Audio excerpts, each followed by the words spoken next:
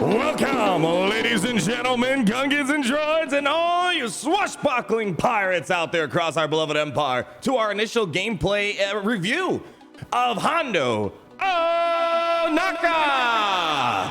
We had a lot of fun testing him out yesterday. Thank you all for coming out. Definitely, this is one of those marquee characters that had a lot of people excited. Long story short, I think he's gonna have some use to that 3-star viability. 7 stars, when we got the 7 stars, definitely some fun stuff like taking out General Anakin Skywalker and even kind of creating an invincible Hondo, which is kind of funny. But let me just say, I can't help but feel slightly disappointed here. Let me explain why. I think the character's good. I think it's gonna be really important down the road, especially for Dr. Aphra. Ultimately, Hondo's gonna be needed to unlock her, and I think he's gonna be a part of the team, but you could do stuff now. But as it stands, let me roll into some gameplay with you guys while I explain this. We'll start off with some 3-star gameplay. When we've been asked for Hondo for a couple years, right? This is kind of one of those characters that the community's been really wanting. In case you don't know who Hondo is, Clone Wars TV show, Rebels TV show, also Galaxy's Edge. And that's where they pulled the model from. The Hondo we got is not the Hondo I think we wanted as a community. We were probably expecting likely a Clone Wars Hondo with the leadership, maybe leading pirates and scoundrels. That's not what we got, and I fear we're probably not going to get another Hondo, especially since they use like all of his good lines, like I smell profit, that's just good business, insolence, we are pirates, into the kids. This is probably the only Hondo we're getting, and I'm not sure if maybe they thought better than us, maybe they misread the community, or maybe there's something at Lucasfilm where they said you guys can add Hondo, but it has to be the Galaxy's Edge edition. So I feel a little disappointed in that regard, because I imagine when Hondo would come to the game, it'd be more of a bigger deal character, like maybe like a mini legendary of sorts. But nonetheless, I do like the character. I think he's fun. He's kind of like, long story short, a very, very mini version of Grand Admiral Thrawn. And you can use it 3-7, and even in Geonosis Light and Dark Side TB. Those are a lot of great things, and of course, needed for a legacy event. Dr. Aphra. I'm sold now more than I am before that we did a little speculation on Dr. Aphra's potential requirements, and I was thinking maybe there's a chance they might go like Starker with a bunch of random stuff. I'm pretty convinced they're probably going to release more neutral scoundrels, perhaps, that are going to work with Hondo, work with Dr. Aphra. But as it stands now, you can get a lot of use out of Hondo with Dashendar. Oh, it's great. Even things like Beskar Mando do enjoy the presence of Hondo Ohnaka, but I think Dashendar is probably going to get the most bang for buck right now with the utilization of Hondo's kit. The main core of it, you kind of have to imagine, like I said, of Thrawn, the whole goal is to get him out there and get someone in captivity, but it can't be a galactic legend, unfortunately, which kind of sucked. And then once you get someone in captivity, then things get a little interesting with the ransom mechanics. And when you're holding someone out inside of the, for example, inside of the captivity, you can do some really nice stuff like Iden Versa, even at 3 stars. When you get Hondo to get going, and it's going to be easier once you get into Grand Arena, as we'll talk about. You can put her in captivity, kill off all the Imperial troopers next to her, and the team's done for. That's pretty good. Putting Iden in lockdown's pretty nice for a scoundrel team. The best thing, we were able to beat day 1, and without datacrons and stuff, taking out a General Anakin Skywalker team with Dashendar and, at least at my level, scoundrels that aren't really being needed. For example, Boba's not being really needed anywhere. Queel and I-11 aren't being used with Beskar Mando because he's too busy with Fennec and countering Lord Vader. And being able to get Anakin into captivity at the very beginning due to all the turn leader pushes from Dash as well as Queel. He can't counterattack, he can't do anything, gets him down. And one of my favorite things about him is with his ability, I don't want to kill you per se. This is going to be great because he gets him in lockdown, pulls back turn meter from Captain Rex and the other guys. We get Boba Fett to get the ability block landed on top of them. But when you get him in captivity and he finally lets go, he uses insolence. We are pirates. And this is great because you can target Dashendar for an assist. And when Dashendar uses a basic, he can call the whole team in to assist, and it cleanses. One thing that's really hard that I tried to explain during stream, sometimes it's hard to give full credit to what support characters are doing, because that's what Hondo is. He's not a tank, and tanks are obvious when they're doing well because they're sitting there eating up a lot of hits. IG-11, 9 sister, you can physically see what they're doing. Attackers, you see the physical damage output they're putting on. Support characters are sometimes hard to understand what they're doing. Hondo's all about really control over the enemy team and being able to keep your team going with assisting capabilities as well as cleansing capabilities. And when you're calling in, for example, Dashendar to assist, they're getting an extra 25% damage and defense penetration. And Dashendar, yes, he's a support character. Funny enough, I sometimes forget that. I think he's an attacker. That's a lot of extra damage that Dashendar's bringing to the table and getting the rest of the team in to assist. So that's why I think as it stands, again, I'm assuming he's going to be a part of a Dr. Aphra team down or maybe a neutral Scandroid team. But as it stands now, I can't help imagine this is going to be the way to go here. But even if you're not using a Dashendar, there's some datacon stuff going on. And as I don't like talking about datacrons that much because it's very temporary. And maybe by the time you get Hondo to high stars, it's not going to be around. But as it stands currently, I think there's going to be a lot of funny mechanics going because Hondo is kind of like the Millennium Falcon in sort of a character format. Because Hondo is pretty crazy because he has lots of evasion opportunities, especially when he's getting maneuver on his I don't want to kill you per se. When he's getting outmaneuver on him, he's able to dodge a ton. And the whole point of Hondo's kit is you want to be able to ramp up the stacks of ransom on him. And getting all those stacks of ransom, well, one way of getting ransom, if there's an enemy with captive at the start of Hondo's turn, he's going to get extra bonuses, critical chance, critical damage, defense penetration, and extra speed on him. But his unique ability gets really interesting in regards to Hondo Ohnaka. One thing that makes him nice, he's a very slow character, 139 base speed, kind of backwards. Normally, we've been getting really fast characters. Hondo Ohnaka gets a lot of bonus turn meter passively, which helps him out. Anytime a character is getting turn meter, any character, your side, their side, he's getting 5% bonus turn meter. On top of it, he's got crazy good durability, which really helps in these solo scenarios here. When any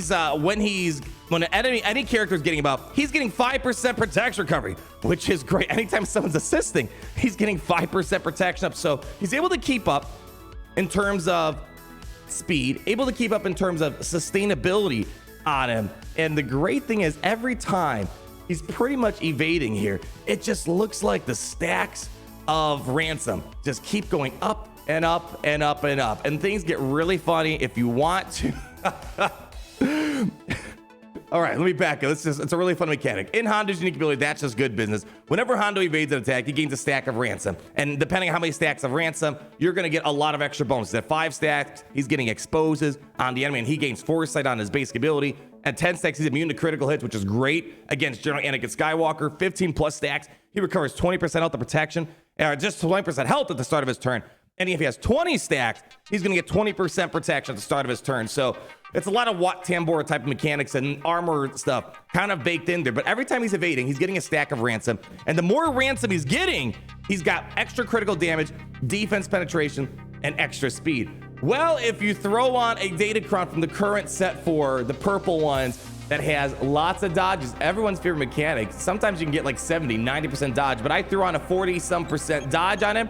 And he almost more or less kind of just sold a Grievous team. Dodged a ton, got 50 stacks of ransom, which is his cap, and he was able to do some crazy damage. And I think this is going to lend itself to an opportunity where maybe you could do like an underdog. You have to do a 3-man team. He has to have 2 characters at the minimum with him. And then once he's the last one standing, then all of a sudden he's getting a lot of bonuses to try to pull off a solo type of situation. Now, I wouldn't... he's not like doesn't feel like an Enfys Nest type of soul until you put the dodge Datacron in him.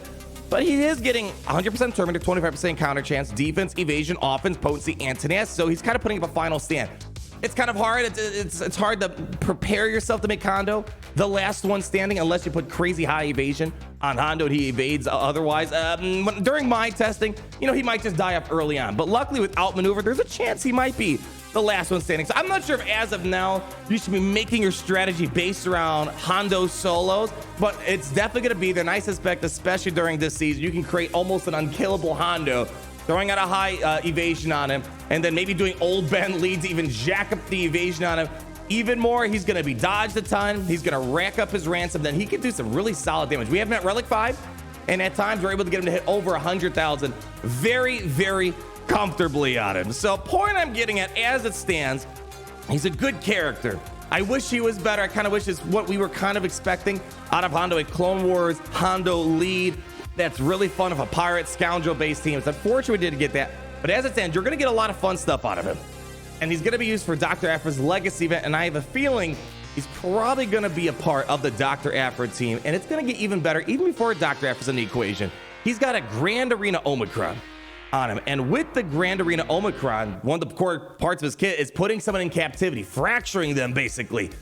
And Hondo in Grand Arena, he's going to get 25% turn for each other scoundrel or smuggler ally. So usually in a team of 5, you're going to have 4 other characters. And as a result, you're going to get 100% turn, kind of like INVINCIBLE.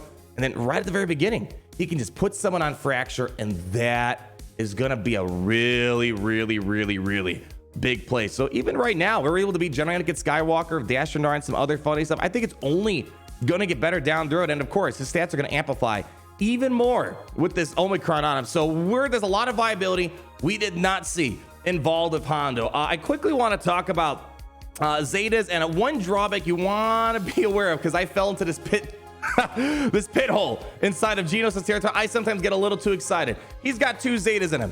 I don't want to kill you per se. This is probably the most important one. This has the Fracture on him. You want to get the captive on him. You want to get the Fracture going on. And it also comes with it's a catch-22. This Zeta, just be careful. Everyone's going to experience this at least once, whether intentionally or unintentionally.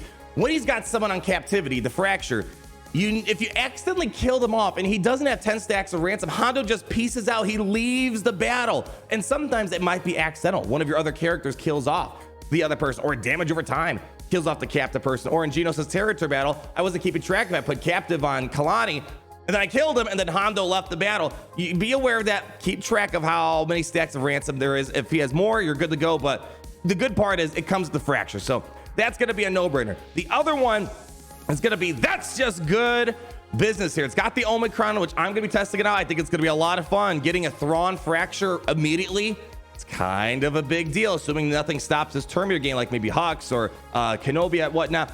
But here, at the start of his turn, if there's an enemy with the captive debuff, Hondo gains extra critical chance, critical damage, defense penetration, and speed. This is important for him wrapping up.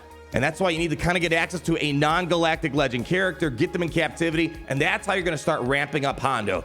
Otherwise, I think he's a ton of fun. He's got a lot of uses in territory battles, which is going to be great, both light and dark, and we have an upcoming territory battle. It's going to be a mix, so Hondo's going to be very helpful. The first neutral character used in any type of light side, dark side things, that's going to be a really big deal. A lot of fun. I just wish, again, I hate this. I'm just a little disappointed because I feel like it's cool that we have Hondo, but it's not quite the Hondo I think a lot of us are imagining. But nonetheless, you're going to get a lot of fun use out of them. Currently, I have speed mods on him, but I think especially once you get this Omicron in place and he's going to have 100% turn meter, probably don't need to worry about speed. Probably want to focus more on durability on him, because remember as well, he's going to ramp up his speed through his unique ability on top of it. So that's it. It's been many years, but Hondo Ohnaka is finally here. Initial impressions are pretty good. I asked the Carbon Club what was their initial opinion on Hondo out of a scale of 4, and I kind of agreed. They're sitting at about 3 out of 4. Probably on a scale of 5. I'm probably in that 3.5 as well.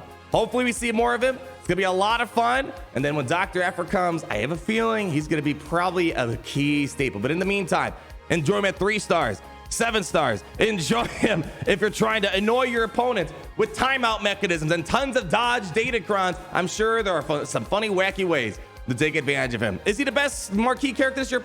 Probably not, but I think he might be the 3rd best marquee character. And who knows, maybe he'll inch up to number 1 by the end of the year. But thank you so much for watching. Leave a like, comment down below. Tell me you smell all that profit, and tell me the pirate's life for you, because around these parts, you always love to say, yo ho, a pirate's life for me.